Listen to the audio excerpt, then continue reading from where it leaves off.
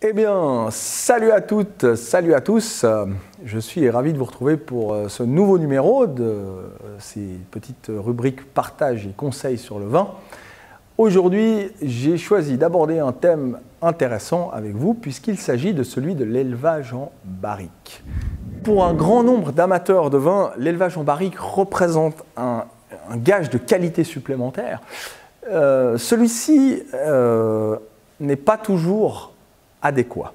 Il y a des vins qui supportent très bien l'élevage en barrique et d'autres pas du tout. Ce que j'aimerais voir avec vous, c'est un petit peu les principaux avantages de la méthode et bien entendu ses inconvénients.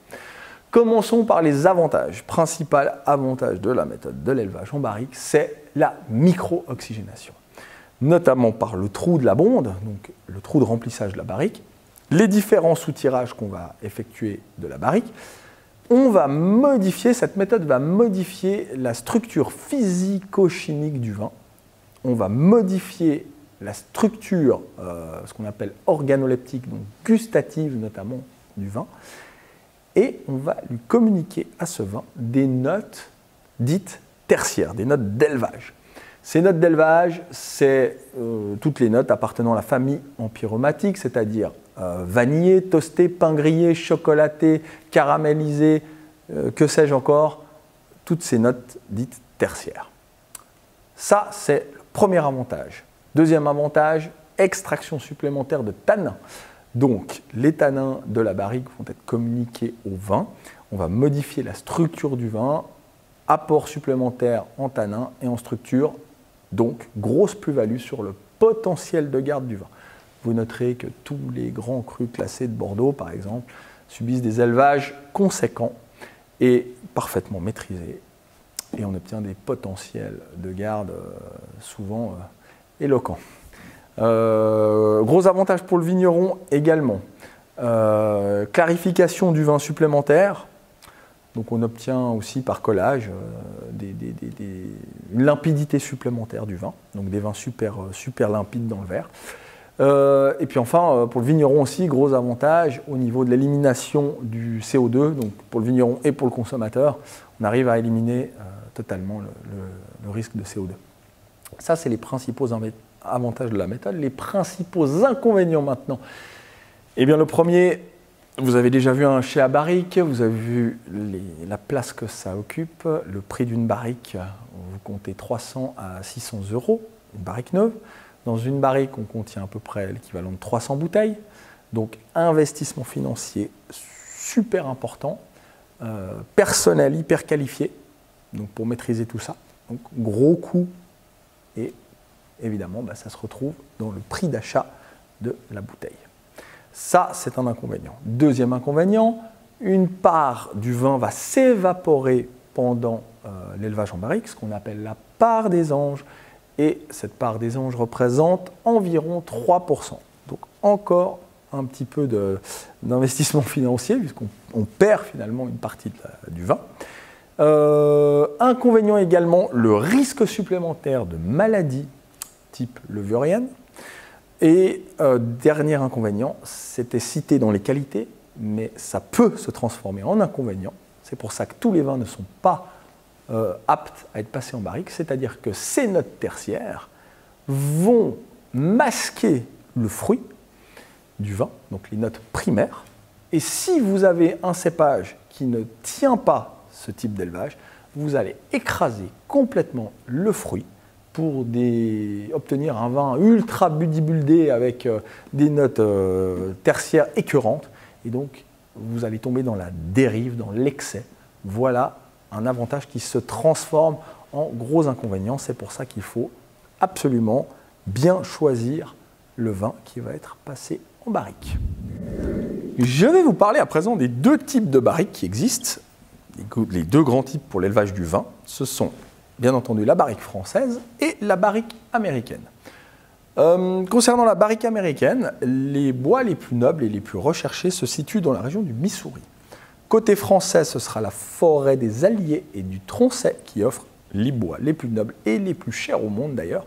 Ce sont des bois extrêmement intéressants pour l'élevage puisqu'ils sont d'une densité très élevée et le grain est particulièrement fin.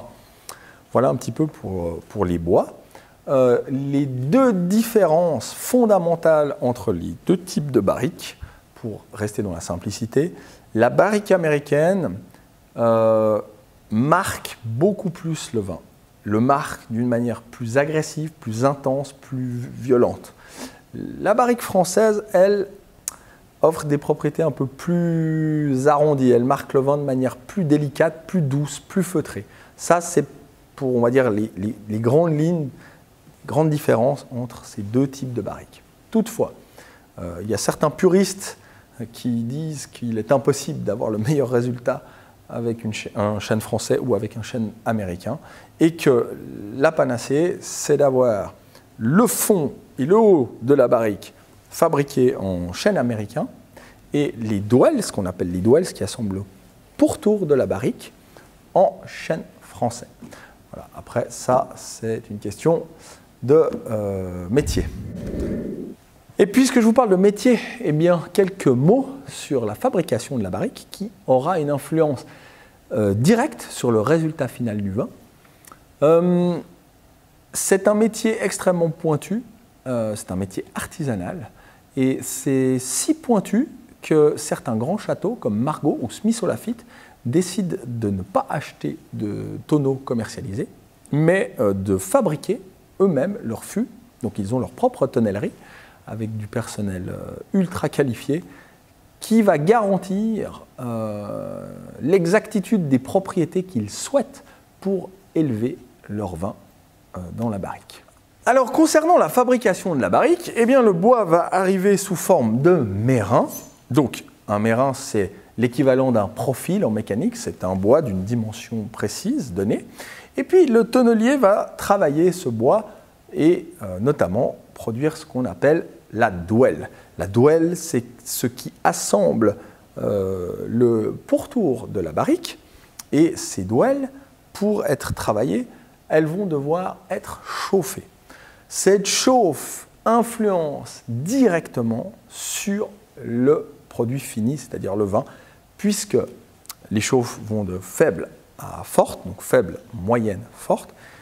En fonction du type de chauffe, eh bien, vous allez influencer la manière dont le bois va transmettre ses propriétés au vin.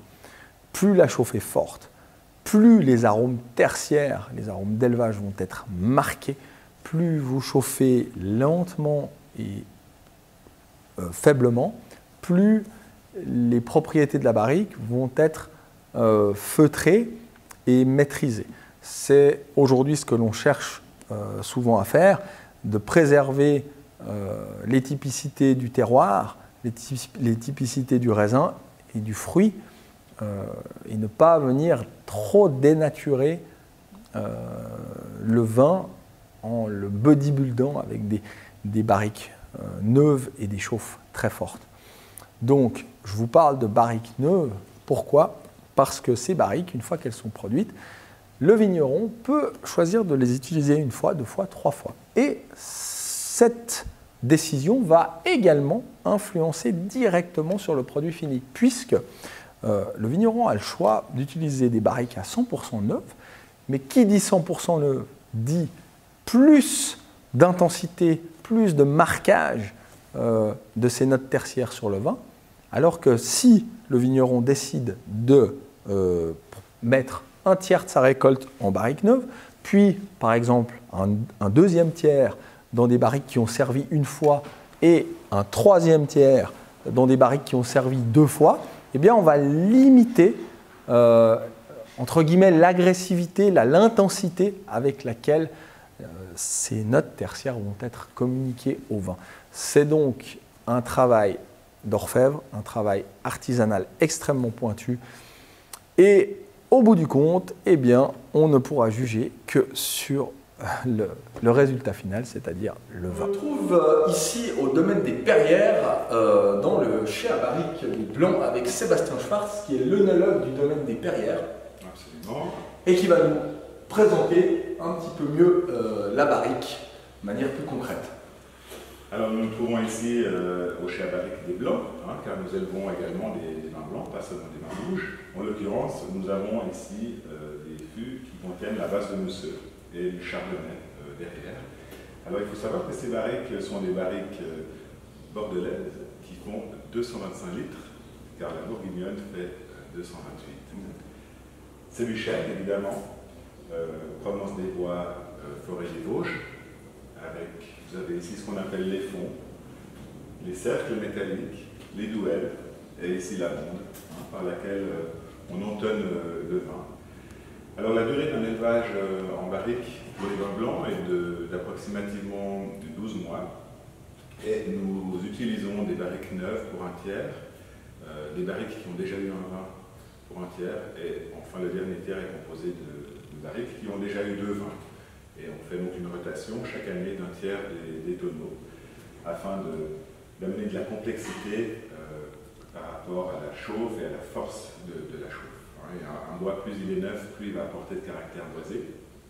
Et à contrario, plus on l'utilise, plus les caractères vont s'estomper. Voilà. Parfait, merci pour ces explications, Sébastien. Je vous en prie. Voilà, j'ai eu beaucoup de plaisir à partager ce sujet avec vous. N'hésitez pas à me laisser vos remarques, vos commentaires, vos questions sur notre Facebook et puis surtout liker la page.